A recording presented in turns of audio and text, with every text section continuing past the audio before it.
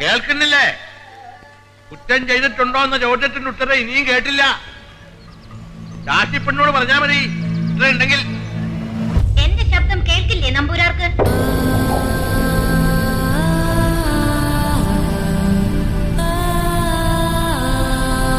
ഞാൻ പറഞ്ഞ് ദാസിപ്പെണ്ണ് ആവർത്തിക്കുന്നതിലും എളുപ്പം ഇതല്ലേ?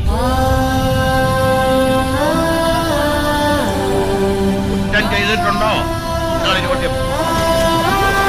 ഇല്ല എന്ന് മറുപടി. 64 പേരാത്രേ മുമ്പൊരു വിചാരണയിൽ പറഞ്ഞത്. 64 കഴിഞ്ഞിട്ട് ഇനി പറയണോന്ന് ചോദിച്ചപ്പോ രാജാവ് പറഞ്ഞു അത്രേ, നിർത്താം.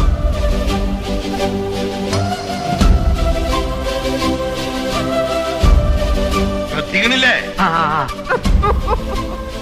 രാജാവിന്റെ പേരാവും പിന്നെ പറയാന്ന് പേടിച്ചിട്ടാന്നാ കഥ. ഇയാളുടെ താഴെയുള്ള ആളല്ലേ അമ്മക്കാരുടെ കൂടെ?